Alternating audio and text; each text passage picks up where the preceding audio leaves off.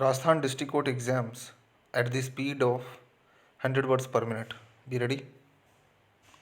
Start.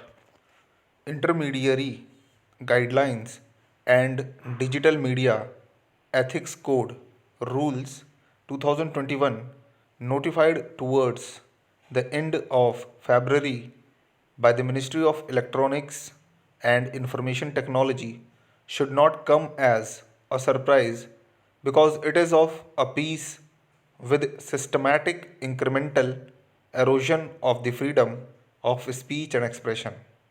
The fate or the final shape of the notification will depend on the way the two petitions already filed against it in courts in Kerala and Delhi are decided upon. But the more worrying aspect of this clumsily wheeled move by the executive to keep the media, particularly the standalone digital news media, which have generally proved more defiant and inconvenient for the government than the mainstream press or television channels, on a lease is the way it invokes and insinuates the idea that the public or the users need to be protected against the very media that in fact seek to make them critically informed citizens, thereby making their democracy that such richer and deeper. Stop para.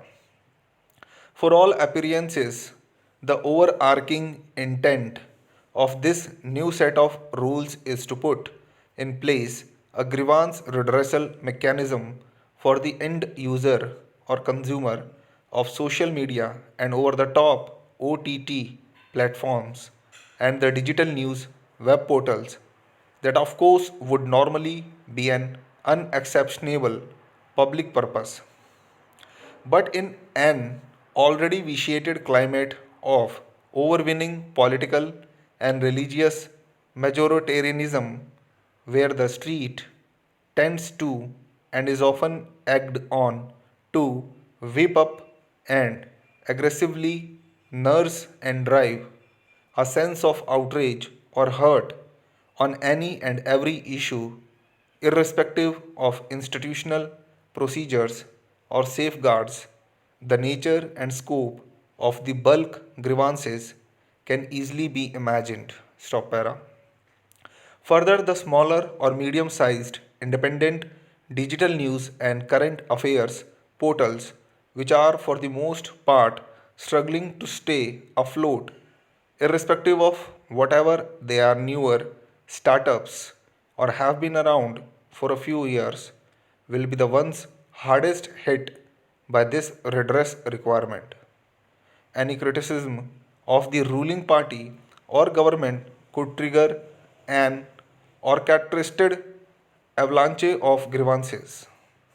The notified rules set out an elaborate time bound three tier process whereby each and every such grievance is first handled at the level of the portal itself by its own grievance officer, and if not satisfactorily settled, passes on to the self regulatory body of the sector or industry, and if yet not resolved, moves further up to an interministerial oversight committee of the central government.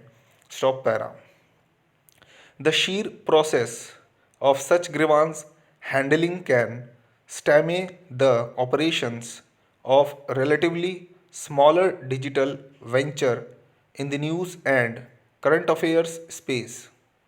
The process further makes a mockery of the concept of self regulation with an interministerial committee of government officials in effect becoming an appellate authority over the self regulatory exercise.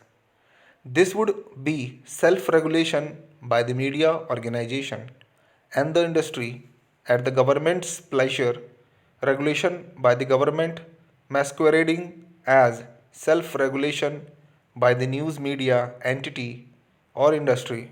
What is worse, The notification gives the Secretary, Ministry of Information and Broadcasting ad hoc emergency powers to block any content the government considers problematic even without such token procedure. Negation through distortion of the idea of self regulation is really the nub of the matter, at least as far as the section pertaining to publishers of news and current affairs in the notification is concerned. Stop. Hope you like the dictation. If you like the dictation, please like, subscribe, share with other. Press the bell icon for more updates. And please do use the comment section for your suggestions. Thank you.